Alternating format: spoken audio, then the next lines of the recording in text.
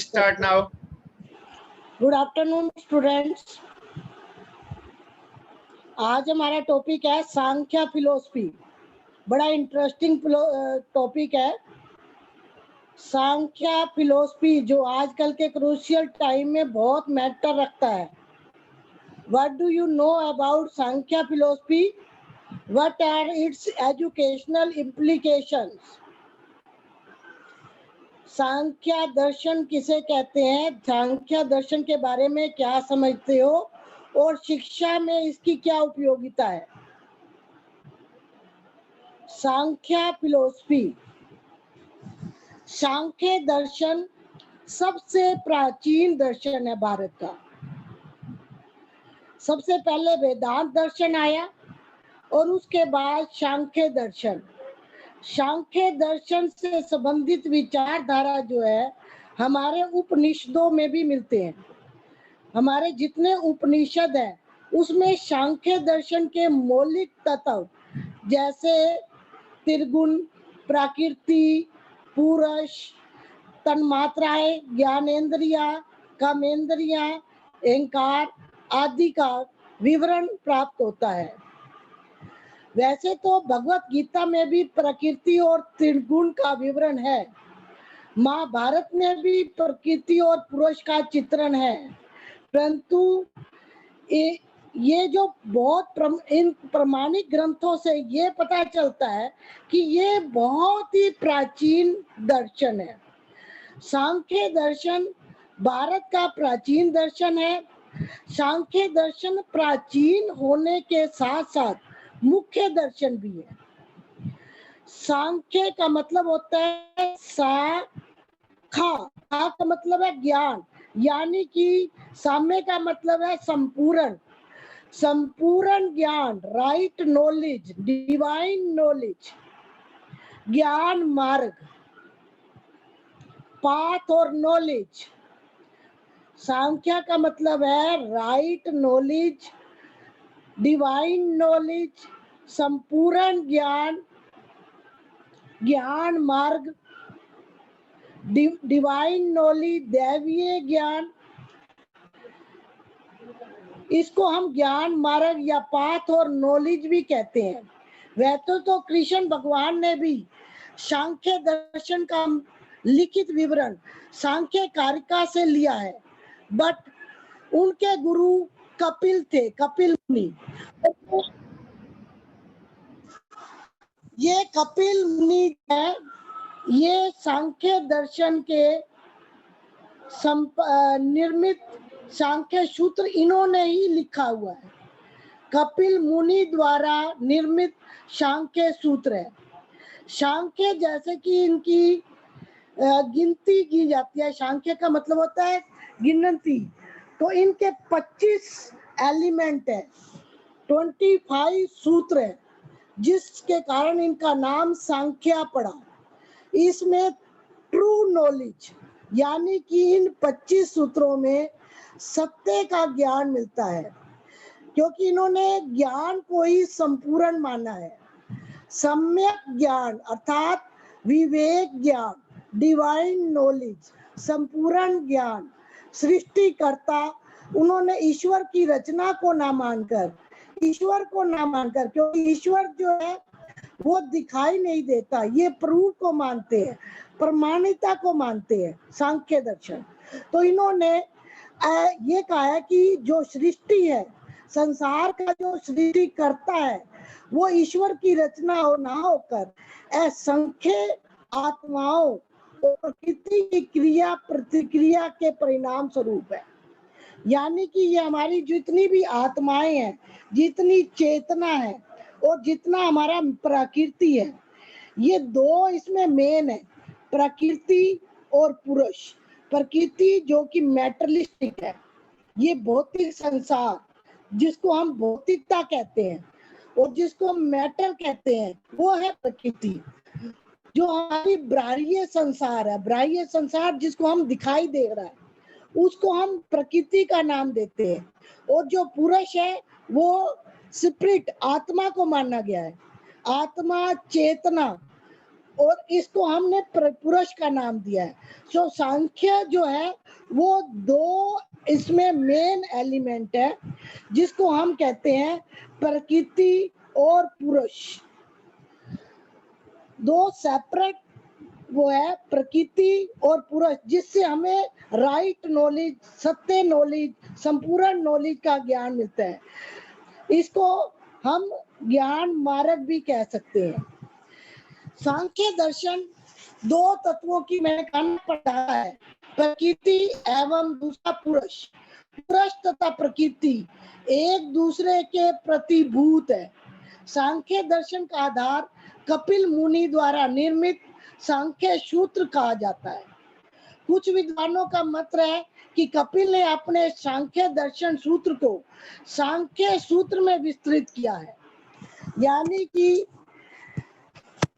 इसका जो मूल अर्थ है प्रकृति और पुरुष, अन्य कर्मेंद्रियों, ज्ञान इंद्रियों, तंत्रिका गाठ का सहयोग मात्र, जिसका मुख्य उद्देश्य सभी दुखों का से मुक्त होना।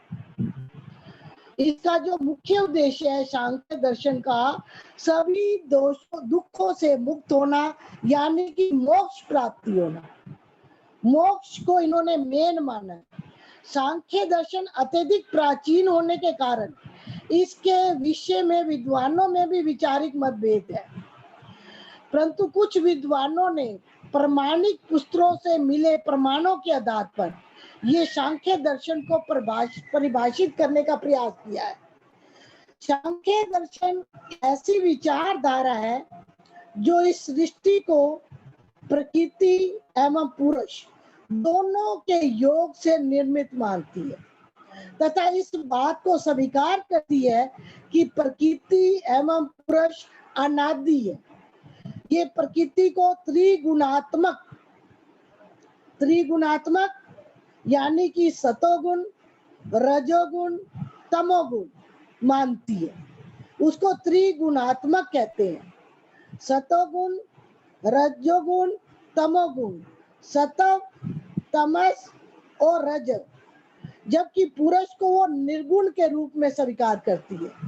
वो कहती है कि मनुष्य का उद्देश्य मुक्ति पाना है, जो ज्ञान के माध्यम से ही प्राप्त किया जा सकता है। मेन इनका है मकसद कि ज्ञान को प्राप्त करना, संपूर्ण ज्ञान की प्राप्ति, यानी कि डिवाइन नॉलेज, ज्ञान मार्ग, पाथ और नॉलेज। बिना ज्ञान के हम मुक्ति नहीं प्राप्त कर सकते, तो ज्ञान के द्वारा माध्यम से ही हम मुक्ति प्राप्त कर सकते हैं। इनका मुख्य उद्देश्य है सांख्य दर्शन का। कपिल के सांख्य दर्शन में भारतीय इतिहास में मनोवैज्ञानिक एवं दार्शनिक ज्ञान की परंपरा में उसका महत्व कपिल के नाम से है। इस देश का प्रत्येक दर्शन, प्रत्येक दार्शनिक संप्रदाय इसका ऋणी है। आज से 1000 वर्ष पूर्व जितने भी नक्षत्र महिमा में और आश्चर्यजनक कपिल मुनि ने अपने इसी महत्वपूर्ण स्थान पर विद्यमान थे, क्योंकि उन्होंने कपिल मुनि ने सांख्य दर्शन के बारे में कहा है कि ये सृष्टि का निर्माण प्रकृति और पुरुष के सहयोग से होता है। मैंने बताया प्रकृति जो है वो मैटर है, मैटर यानी कि भौतिक संसार। पुरुष जो कि निर्गुण है, जो एक स्पिरिट है, जिसको आत्मा भी कह सकते हैं, चेतना भी कह सकते हैं। ये पुरुष मात्र चेतन स्वरूप है, चेतना उसका स्वभाव है। पुरुष चेतन है, प्रकृति एवं पुरुष दोनों अनादि है, अर्थात दोनों बड़े ही प्राचीन है। इसके विषय में प्रामाणिकता का अभाव होने के कारण कुछ कह पाना मुश्किल है कि कुछ लोग कपिल को ब्रह्मा का पुत्र मानते हैं, कुछ इसे विष्णु का अवतार मानते हैं, कुछ इसे अग्नि का अवतार मानते हैं। सांख्य दर्शन के जो निर्माता हैं कपिल जी, इनको कुछ लोग ब्रह्मा का पुत्र मानते हैं, कुछ विष्णु का अवतार मानते हैं, कुछ अग्नि का अवतार मानते हैं। इसीलिए विचारों और दार्शनिक विचारों में स्पष्ट होता है कि कपिल विशिष्ट ऐतिहासिक व्यक्ति थे। उन्होंने सांख्य दर्शन को प्रकाशित किया।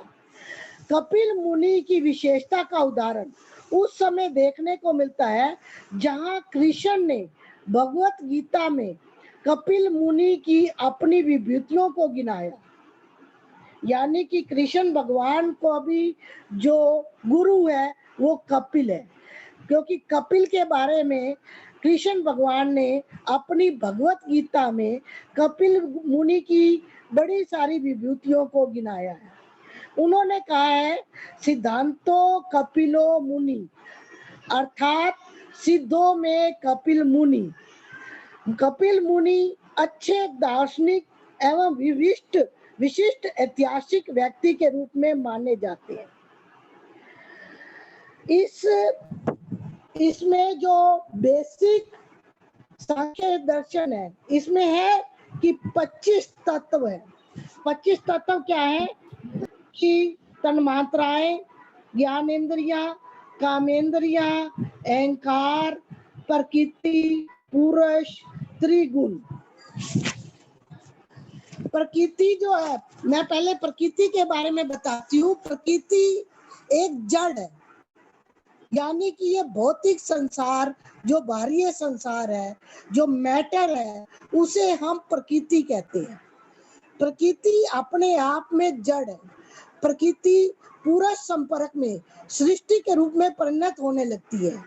प्रकृति में जो नेचर है, प्रकृति है, उसमें 3 घटक है। 3 घटक कौन से हैं? 3 गुण भी कह सकते हैं, सत्व गुण, रजस गुण और तमस गुण। सत्व गुण क्या है? सत्व गुण का प्रतीक है, सत्व गुण जो है वो ज्ञान का प्रतीक है। ये स्वयं प्रकाश पूर्ण है, अन्य वस्तुओं को भी ये प्रकाशित करता है। सत्व गुण, सत्व के कारण मन तथा बुद्धि विषयों को ग्रहण करते हैं। इसका रंग सफेद है, क्योंकि सफेद जो है वो सुख का कारण होता है, शांति का कारण होता है। सत्व के फलस्वरूप ही सूर्य पृथ्वी को आलोकित करता है, क्योंकि सत्व गुण शांति का प्रतीक है, सुख का कारण है।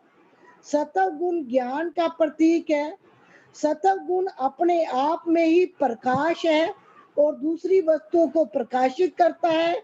इसी के कारण सूर्य पृथ्वी को आलोकित करता है। दर्पण में प्रतिबिंब की शक्ति भी इसी में निहित रहती है। सभी प्रकार की सुखात्मक अनुभूति जैसे हर्ष, उल्लास, खुशी, संतोष, तृप्ति इसी सत्व के कार्य है। मैंने बताया ना, सत्व गुण जो है अपने आप में प्रकाश है, दूसरों को प्रकाश देता है, ज्ञान का प्रतीक है। सत्व गुण में सफेद रंग है, जो कि अपने आप में सुख का कारण है, शांति का कारण है, मन बुद्धि को विषयों को ग्रहण करता है। और इस सत्व के फलस्वरूप ही सूर्य पृथ्वी को आलोकित करता है, दर्पण में प्रतिबिंब की शक्ति निहित करता है। सभी प्रकार की जितनी भी सुखात्मक अनुभूति है, जैसे हर्ष, उल्लास, संतोष, तृप्ति, खुशी, इसी सत्व का कार्य है। प्रकृति का दूसरा घटक है, दूसरा गुण है रजस गुण। रजस गुण क्रिया उत्प्रेरक है। रजस गुण जो है, सत्व गुण ज्ञान का प्रतीक है, रजस क्रिया उत्प्रेरक है, ये स्वयं चलायमान है, क्योंकि इसका रंग लाल है। लाल जो है रंग वस्तुओं को उत्तेजित करता है, इसका स्वरूप गतिशील है। रजस के कारण ही हवा में गति दिखाई पड़ती है। इंद्रियां अपने विषयों के प्रति दौड़ती हैं। रजस के प्रभाव में आकर मन कभी कभी चंचल हो जाता है क्योंकि इसका रंग लाल है। लाल रंग उत्तेजित है, क्रिया प्रेरक है, चलायमान है, गतिशील है, इसी से हवा में गति दिखाई पड़ती है। रजस के प्रभाव से ही मन चंचल हो जाता है। सत्व और तमस गुण व्यक्तिगत रूप में निष्क्रिय है। रजस के प्रभाव से आकर ही वे सक्रिय हो जाते हैं। इस प्रकार रजोगुण सत्व और तमस को क्रियाशील बनाता है। ये दुख का कारण है। सत्व गुण जो था वो सुख का कारण है, लेकिन तत्व ये दुख का कारण है क्योंकि ये उत्तेजना देता है, ये गतिशील है, ये चलायमान है, ये विश्व के प्रति दौड़ता है। सभी प्रकार के दुखात्मक अनुभूतियां जैसे विषाद, चिंता, असंतोष, अतृप्ति रजस के कार्य। मैंने बताया ना, सत्व गुण जो है वो शांति का प्रतीक है, सुख का कारण है, सफेद रंग है, शांति का प्रतीक है। उसमें हम सुख की अनुभूति करते हैं, उल्लास, हर्ष, संतोष और तृप्ति की अनुभूति करते हैं। बट रजस उत्तेजित है, क्रियात्मक है, वस्तुओं को उत्तेजित करता है, गतिशील है, मन को चंचल करता है, हवा में गति प्रदान करता है। इसका रंग लाल है। लाल रंग जो है वो सक्रिय है और ये दुख का कारण है। सभी प्रकार के दुखात्मक अनुभूतियां जैसे विवाद, विषाद, चिंता, असंतोष, अतृप्ति रजस के कारण है। तीसरा इसका घटक है, गुण है तमस गुण। तमस गुण जिसका रंग काला है। तमस गुण का रंग जो है काला है। काले से अभिप्राय अज्ञान और अंधकार का प्रतीक है। तमस गुण अहंकार, अंधकार और अज्ञान का प्रतीक है।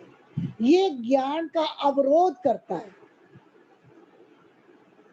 यानी कि सत्व गुण तो ज्ञान का प्रतीक है, उसमें ज्ञान है।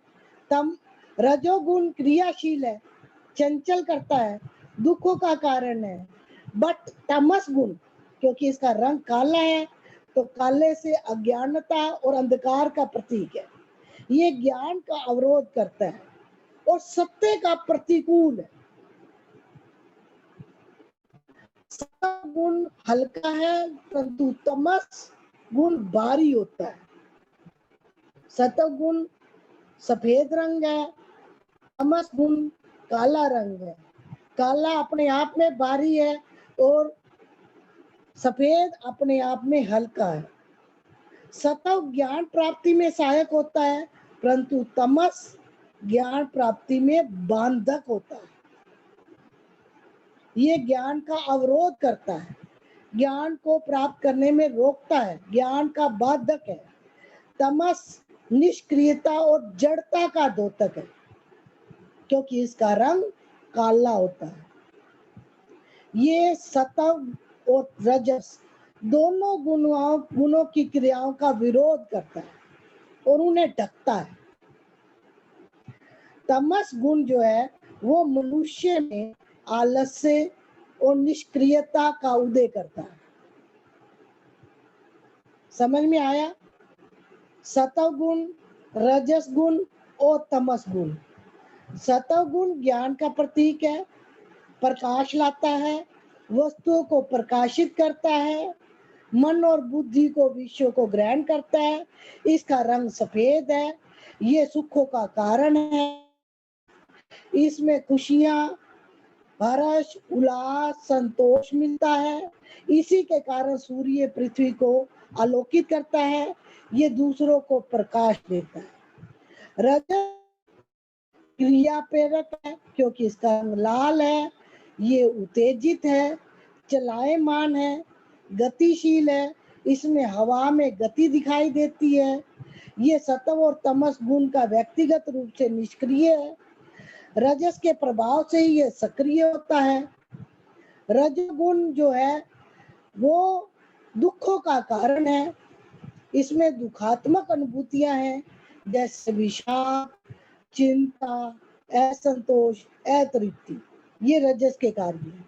तमस गुण काला है, इसका रंग काला है, ये अज्ञान का प्रतीक है, अंधकार का प्रतीक है, ज्ञान का विरोध करता है, सत्य का विरोध करता है।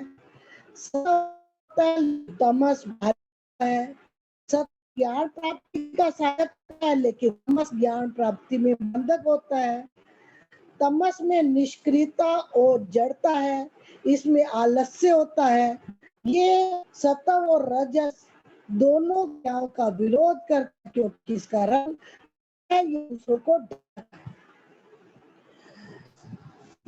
इसलिए प्रकृति, ये तो थे इसके तीन घटक। प्रकृति जड़ बहुत पदार्थ है। प्रकृति को हम माया भी कह सकते हैं,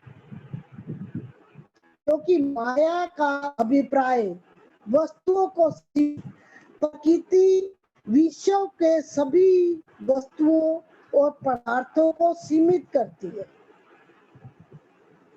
प्रकृति को शक्ति अभाव मिलता है। प्रकृति शाश्वत है, एटर्नल है, क्योंकि वह संसार की सभी वस्तुओं का मूल कारण है। प्रकृति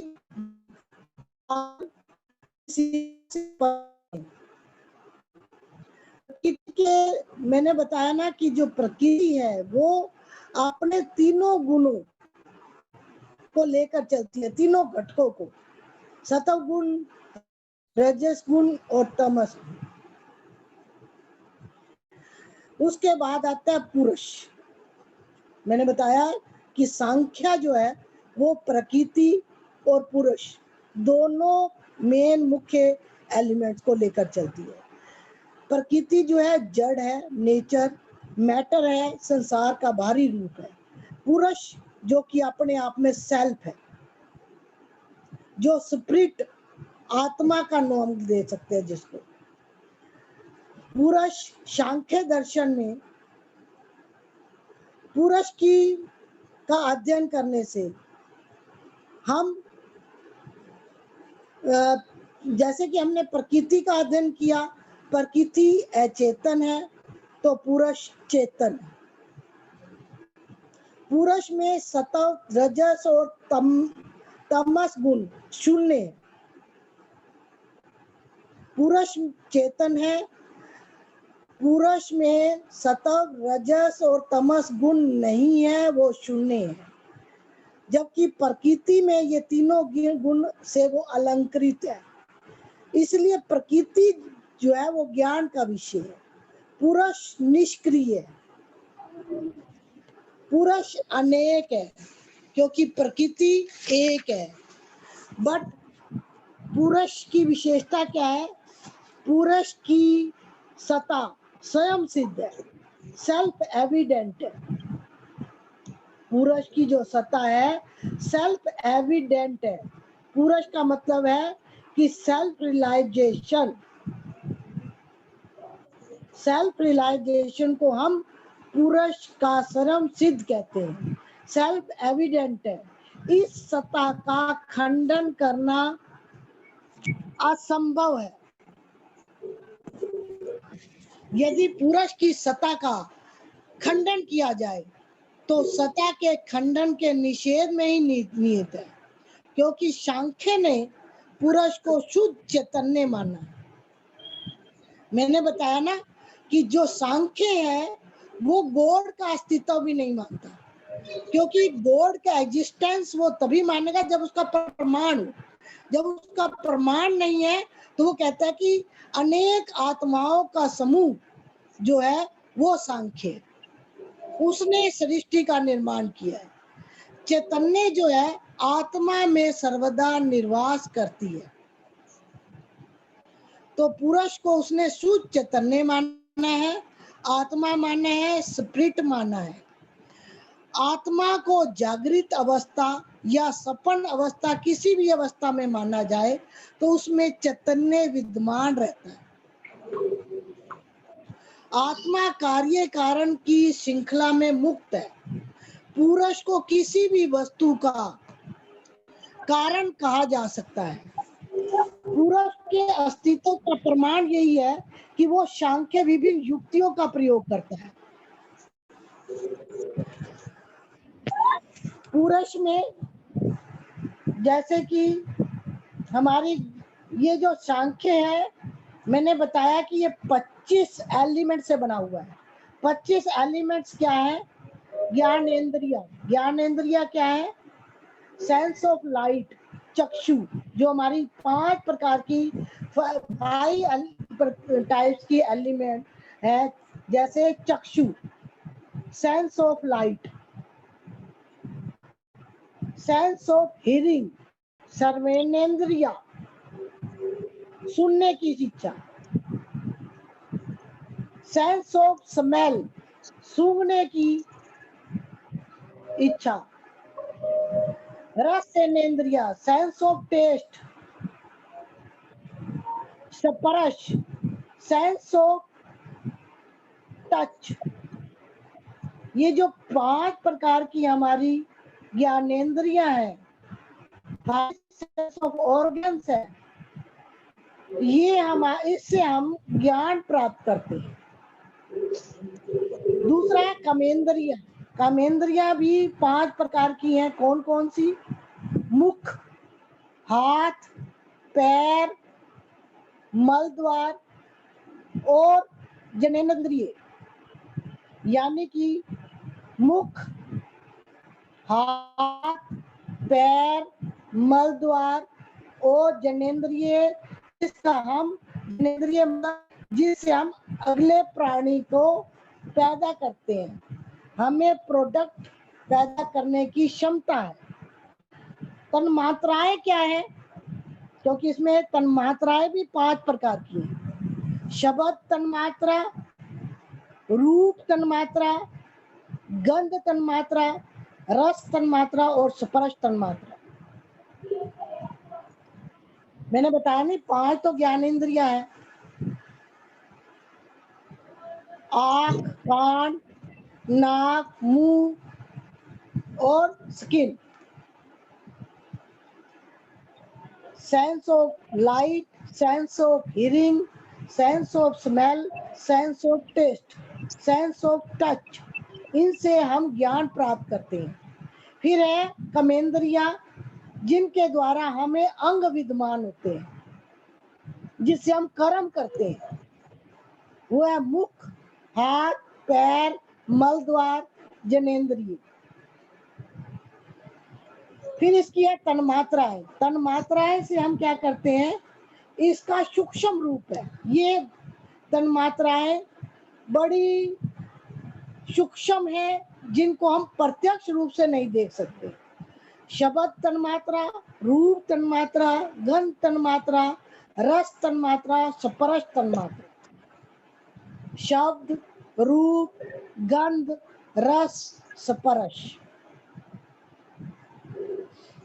फिर है हमारे 5 महाभूत। 5 महाभूत, जिससे 5 तन्मात्रों का जन्म हुआ है, उत्पत्ति हुई है। वो कौन से हैं? आकाश, वायु, अग्नि, जल, पृथ्वी। आकाश, वायु, अग्नि, जल, पृथ्वी, ये 5 महाभूत है। प्रत्येक महाभूत में गुण विशेषता पाई जाती है। आकाश का विशिष्ट गुण शब्द, और वायु का विशिष्ट गुण स्पर्श। आकाश का विशिष्ट गुण शब्द, वायु का विशिष्ट गुण स्पर्श, अग्नि का विशिष्ट गुण रूप, जल का विशिष्ट गुण स्वाद, और पृथ्वी का विशिष्ट गुण गंध होता है।